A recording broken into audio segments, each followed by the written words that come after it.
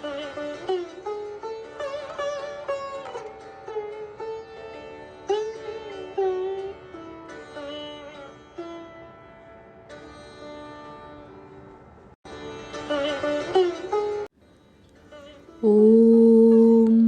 यथाग्निर्दाहिका शक्ति रामकृष्णे स्थिता हिया सर्वविद्यास्वरूपां तां शारदां প্রণমাম্যহম।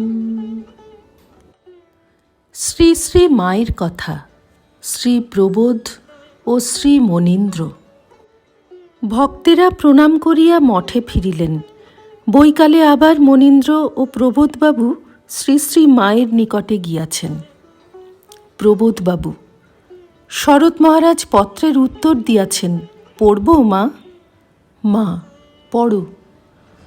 প্রবোধবাবু চিঠি পড়িয়া মাকে শুনাইলেন। অন্যান্য কথার মধ্যে এই লেখা ছিল, আমার মত হইলে কি হইবে, বীণাকে অর্থাৎ প্রবোধবাবুর মেয়েকে এখানে রাখা সম্বন্ধে ঠাকুরের ইচ্ছা অন্যরূপ। মা: তাই তো, এমন কথাটা কেন লিখলে বলো দেখি? একেবারে কাটিয়ে লিখে দিয়েছে।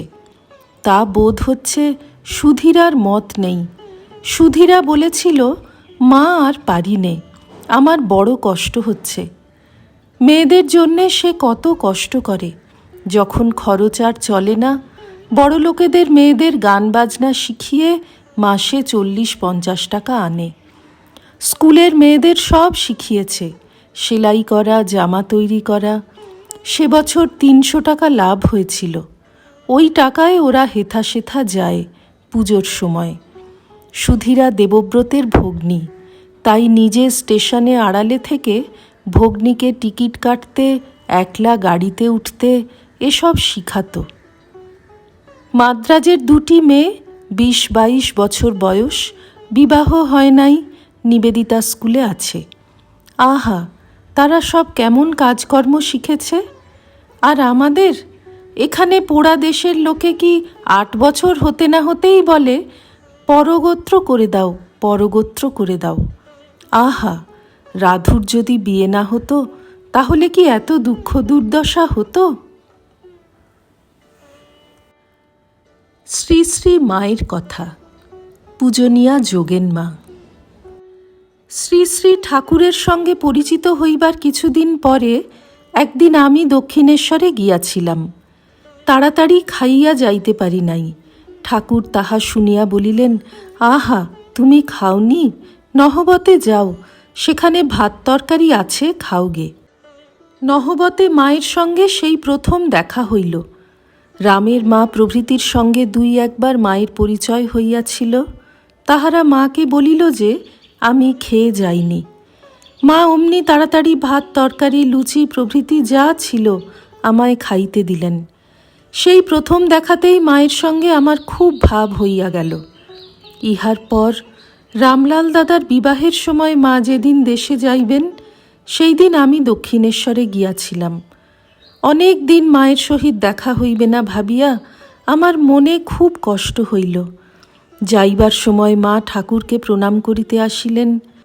উত্তরের বারান্দায় ঠাকুর গিয়া দাঁড়াইলে মা প্রণাম করিলেন, পায়ের ধুলা লইলেন।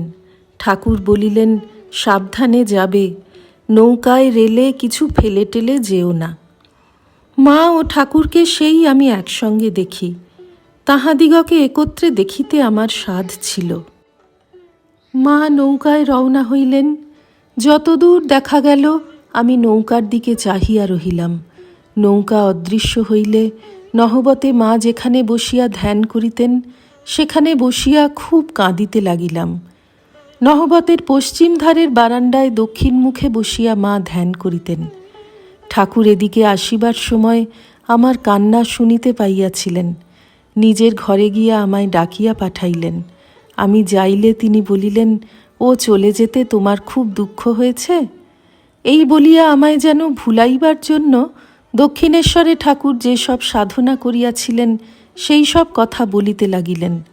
বলিলেন, এসব কারুকে বলো না। ওই দিন ঠাকুরের খুব কাছে বসিয়া কথাবার্তা হইল। বউ মানুষ, এতদিন সংকোচ ছিল। শ্রীরামকৃষ্ণার্পণমস্তু।